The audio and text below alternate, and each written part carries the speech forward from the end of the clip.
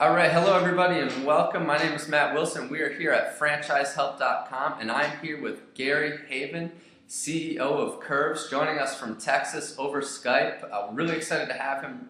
Really well documented story on his startup and how he became one of the most successful franchisees in the world. Gary, thanks for coming out and spending a little time with us today. Thanks, Matt. I'm glad to be here with you today and with your listeners. No problem. So you had a story come out in Newsweek as as an almost failure. I'd love to hear a little bit more about how how Curve started out and some problems that you had early on and how you were able to overcome them. Okay, be glad to talk about it. That article, by the way, surprised me. I wasn't interviewed. It showed up on my Google alert.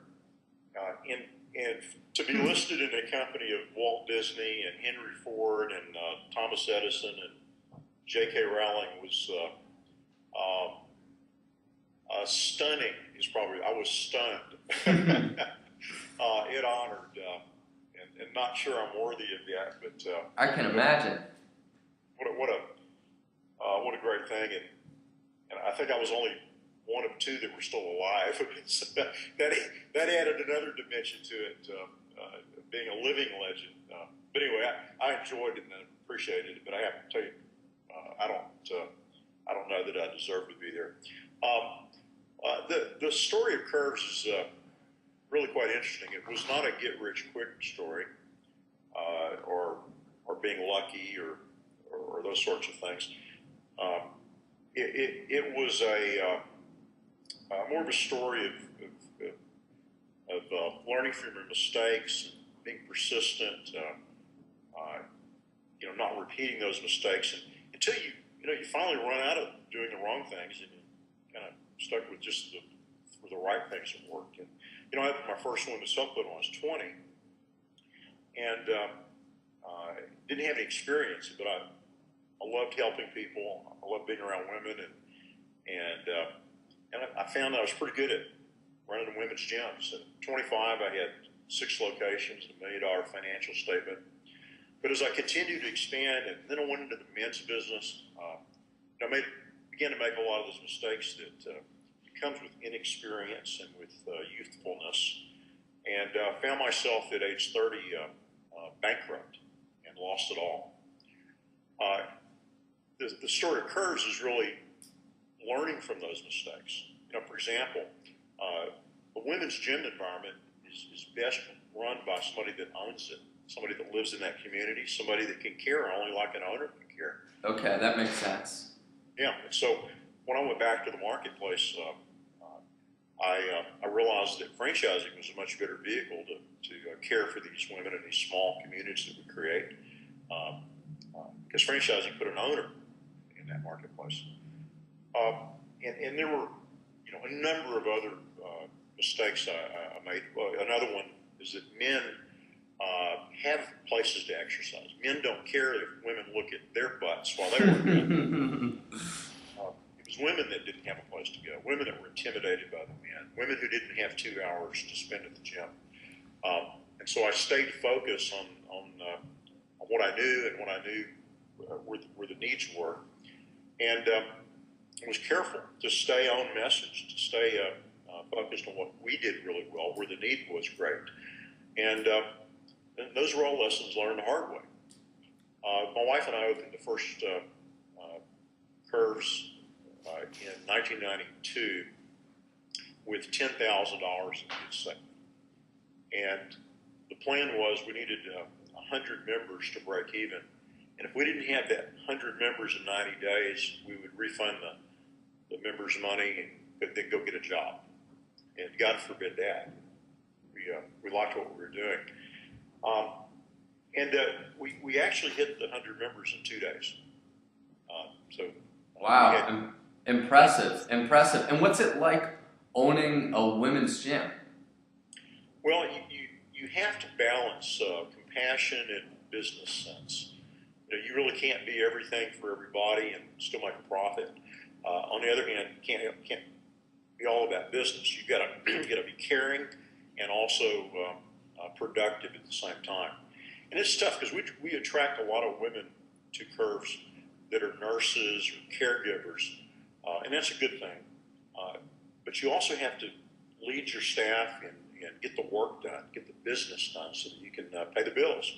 So balancing those two things is really a lot of the challenge you have in being a successful Curves operator. And me as a CEO trying to teach them how to balance business with caring.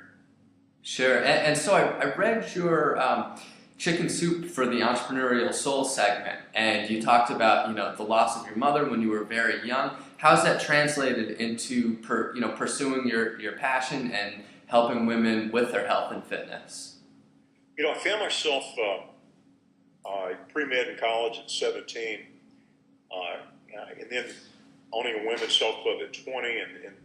But I got to tell you, it wasn't until I was 40 years old and I'd been doing women's health, for 20 years by that time, before I had the epiphany.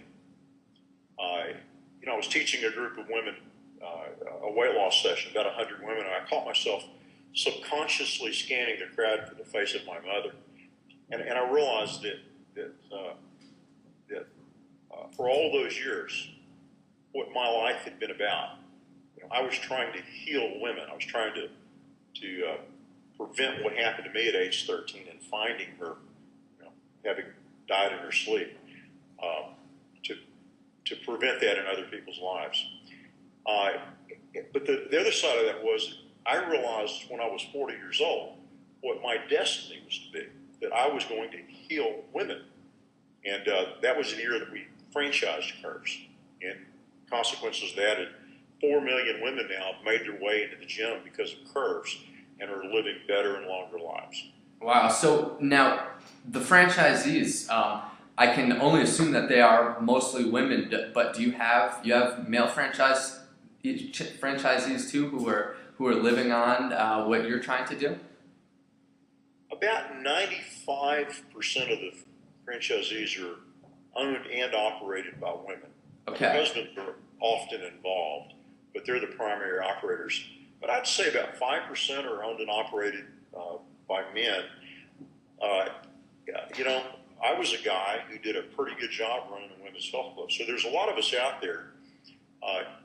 And women, even though it's supposed to be this women-only environment, if men is there with the right attitude, for the right reasons, there's actually some degree of benefit having a guy there.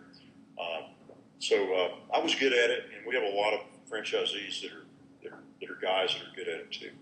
Okay, and what, when you're looking at the business owners, what are some of the things that you look for, and how does that differ between the male business owner and the women business owner? What are these things that you look for, and are you finding any trends? It's funny. I wish there was a personality test we could give every potential franchisee that would predict some degree of success. I'm a pretty good judge of character, and I'm a people person. But I got to tell you, I'm a lousy judge of who makes a good franchisee or not.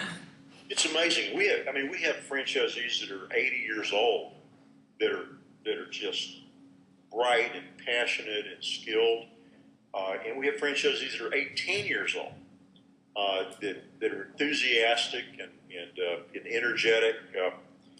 So I quit predicting a long time ago. I think my goal is to make sure they're not going into debt to buy Curves, and that they're coming in for the right reasons. We tend to shy away from people that are going to be investors. Okay. We want people that are going to run them themselves.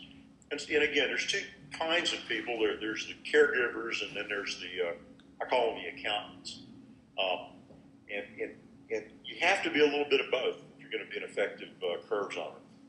Okay, and then from all your hardships, starting these businesses, how can joining a franchise, buying a franchise, how can becoming a franchisee really help you mitigate that risk of running a business? I'm probably a great example for that. I was passionate about something, but there was nobody out there to learn from. And so I had to make all of the mistakes myself. You know, yeah, I was a millionaire at 25, but then I was bankrupt at 30. Why learn the hard way? If there's a franchise model out there that's doing something that you could get excited about, a system that's already figured out all the wrong ways, if there's a franchise that's doing something that you'd like to do and that shares your values, it's a bargain, and I don't care what it costs, because those lessons you learn from the hard way cost too much and take too long. And that's the beauty of franchising. You can learn from somebody else's mistake. Gary, those are wide words of advice, wise words of advice, and there's so many people out there trying to learn right now. Why not learn from someone who has 9,000 curve centers? That's pretty amazing. Gary, thanks a lot for taking the time to talk to us on Franchise Help today. Anything else you want to leave our readers with? Yeah, let me leave with a thought or two. I know the economy's tough out there. People are fearful. Douglas MacArthur said that security is the ability to produce. This is the time to open your own business. This is the time to take responsibility for yourself, your circumstances, and make your own opportunities. So I would encourage people, instead of being paralyzed by fear or hanging on to a job that's going nowhere, that they might dare to dream that now they could be responsible and make their own way. And there's so few people that are willing to believe in themselves. I would encourage people to believe that they do have what it takes. And Matt, thanks for spending this time with me.